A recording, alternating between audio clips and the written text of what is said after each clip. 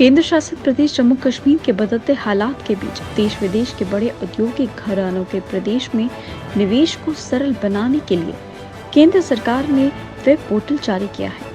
देश के गृह मंत्री अमित शाह ने मंगलवार को केंद्रीय उद्योग एवं वाणिज्य मंत्री पीयूष गोयल व प्रधानमंत्री कार्यालय में राज्य मंत्री डॉक्टर जितेंद्र सिंह की मौजूदगी में ये वेब पोर्टल लॉन्च किया।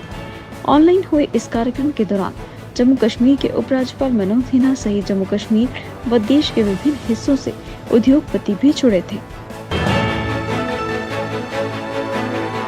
डॉक्टर फारूक अब्दुल्ला ने मंगलवार को दावा किया कि जम्मू कश्मीर में जब भी विधानसभा चुनाव होंगे उनकी पार्टी ही जीतेगी और हम अगली सरकार बनाएंगे। श्रीनगर में SKICC में आयोजित समारोह के बाद पत्रकारों ने जब नेशनल कॉन्फ्रेंस के प्रधान डॉक्टर फारूक अब्दुल्ला से ये पूछा कि क्या उनकी पार्टी आगामी विधानसभा चुनावों की तैयारी कर रही है, जवाब में डॉक्टर अब्दुल्ला ने कहा कि हम विधानसभा चुनाव की तैयारी कर रहे हैं और हम इसमें बेहतर करेंगे। उपराज्यपाल मनोज सिन्हा ने सशक्त पंचायती राज व्यवस्था की अहमियत का जिक्र करते हुए कहा कि किसी भी आत्मनिर्भर, सशक्त और खुशहाल राष्ट्र के पीछे प्रभावकारी और सशक्त पंचायत राज संस्थान ही होते हैं। इसलिए जम्मू कश्मीर में पंचायतों को आर्थिक, संवैधानिक और कार्यकारी तौर पर पूरी तरह मजबूत बनाया गया है। उन्हें आवश्यक निधियों के अलावा सभी आवश्यक अधिकार भी प्रदान किए गए हैं। जम्मू कश्मीर में 3 स्तरीय पंचायत राज व्यवस्था से जुड़े सभी लोगों से विचार विमर्श के आधार पर ही हमने 12,600 करोड़ रुपए का कैपेक्स बजट पंचायतों के लिए तय किया है। अपने संविधान को जन्म देगी तथा उसमें अगर कोई चेतन तत्व अलाइव कॉन्शियस एलिमेंट होगा तो वह ग्राम पंचायत होगी और पंचायती राज।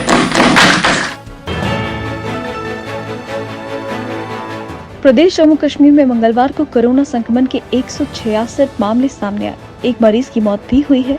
अब तक 4,408 लोगों की जान कोरोना से जा चुकी है। नए 166 मामलों में से संक्रमण के 18 मामले जम्मू संभाग के हैं तो 148 मामले कश्मीर संभाग से सामने आए हैं। नए मामले सामने आने से अब तक जम्मू कश्मीर में संक्रमित हुए लोगों का आंकड़ा 3,25,419 तक पहुंच गया है। इनमें से 3,19,681 लोग अब तक ठीक हो चुके हैं। इस समय जम्मू कश्मीर में 1,330 कोरोना संक्रमित मरीजों का इलाज चल रहा है। इनमें से 318 मरीज जम्मू संभाग में, 1,012 मरीज कश्मीर संभाग में इलाज करवा रहे हैं। लद्दाख के उपराज्यपाल RK माथुर ने मंगलवार को IIT जम्मू के निदेशक मनोज सिंह गोड के साथ बैठक कर उद्यमिता, कौशल विकास और कारगिल इंजीनियरिंग कॉलेज पर चर्चा की। उपराज्यपाल माथुर ने IIT जम्मू के निदेशक से कहा कि संस्थान द्वारा तकनीक पर आधारित ऐसे शोधों को बढ़ावा दिया जाए जिससे लद्दाख के लोगों को लाभ मिले। संस्थान द्वारा ऐसे उपकरण भी विकसित किए जाएं जिससे लद्दाख में सर्दियों में घर निर्माण, स्वास्थ्य एवं सीवरेज कार्यों को बिना बाधा के किया जा सके। उत्तरी कश्मीर के शिराकवारा बारामूला में 10 दिन पहले सरपंच के घर पर हुए ग्रेनेड हमले की गुत्थी पुलिस ने मंगलवार को सुलझा ली है। इस हमले में लिप्त लश्कर तैयबा के 4 ओवरग्राउंड वर्कर गिरफ्तार कर लिए गए हैं। हमले के लिए ग्रेनेड श्रीनगर के बटमालों में सक्रिय एक आतंकी से लिए गए थे। इस साजिश में शामिल लश्कर का स्थानीय आतंकी हिलाल शेख और पाकिस्तानी आतंकी उस्मान फरार है। जम्मू के डिप्टी कमिश्नर अंशुल गर्ग ने जिले में कोविड-19 वैक्सीन की कमी को नकारते हुए कहा है कि जिले में पर्याप्त वैक्सीन है और सभी लोग अपने निकटतम केंद्र में जाकर वैक्सीनेशन करवाएं।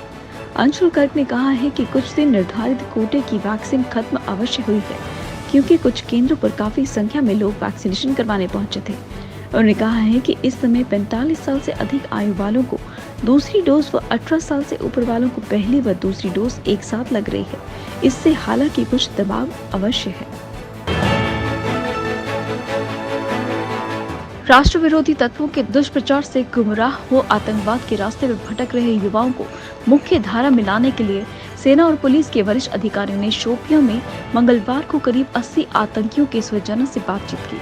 अधिकारियों ने आतंकियों के स्वजन से कहा कि वे गुमराह हुए अपने बच्चों, भाइयों को बंदूक छोड़ एक सामान्य और सम्मानजनक जिंदगी जीने के लिए मनाएं।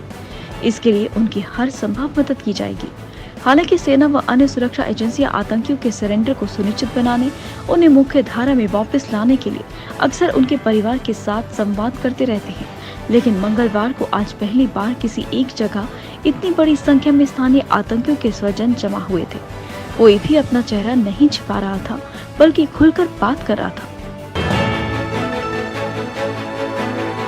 केंद्र शासित प्रदेश लद्दाख में पर्यटन वास्तविक नियंत्रण पर विकास को तेजी देने के लिए विश्व की सबसे ऊंची मोटरेबल सड़क मंगलवार को लोगों को समर्पित कर दी गई। लेह को पूर्वी लद्दाख की पैंगोंग झील से जोड़ने वाली 18,600 फीट ऊंची जिंगराल केला त्सो सरकुंचार तांगस्ते सड़क मोटरेबल सड़क का उद्घाटन सांसद जामयांग सेरिंग नामग्याल ने किया। केला टॉप से होकर गुजरने वाले इस सड़क का निर्माण भारतीय सेना की 58 इंजीनियर रेजिमेंट ने किया है। ये सड़क रणनीतिक रूप से भी महत्वपूर्ण है। इससे वास्तविक नियंत्रण रेखा की सुरक्षा को और पुख्ता बनाने के अभियान को तेजी मिलेगी। जम्मू कश्मीर में हिंसा फैलाने की पाकिस्तानी साजिश फिर बेनकाब हो गई है। सोमवार को पुंछ में नियंत्रण रेखा पर सुरक्षा बलों संग मुठभेड़ में लश्कर का पाकिस्तानी कमांडर भी मारा गया था। उसके पास से हथियारों के अलावा पाकिस्तानी पहचान पत्र और पाकिस्तान की करेंसी भी मिली है। ये सबूत पाकिस्तान की आतंकियों से मिली भगत को उजागर करते हैं। सेना की पुंछ ब्रिगेड के कमांडर पुनीत डोवाल ने मंगलवार को बताया कि सुरक्षा बलों ने नियंत्रण रेखा के पार से कुछ संदेश भी पकड़े हैं। उससे साफ उजागर हो रहा है कि पाकिस्तानी सेना की मदद से 5 आतंकियों का दल घुसपैठ करने की फिराक में था और उसमें से 3 आतंकी मारे गए और 1 जख्मी हो गया। हालांकि सेना ने 2 ही आतंकियों के मारे जाने की पुष्टि की है। जम्मू विकास प्राधिकरण ने मंगलवार को शहर के बाहरी क्षेत्र पोनीचक के सेरी रुपाला में अतिक्रमण विरोधी अभियान चलाया। अभियान के दौरान टीम ने 4 दुकानों, 1 प्लिंथ और 3 रिहायशी ढांचे सील किए। जेडीए के वाइस चेयरमैन पंकज मगोत्रा के निर्देशों पर चलाए गए इस अभियान के दौरान सेरी रकबाला क्षेत्र में 7 लोगों के ढांचे व निर्माण सील किए गए।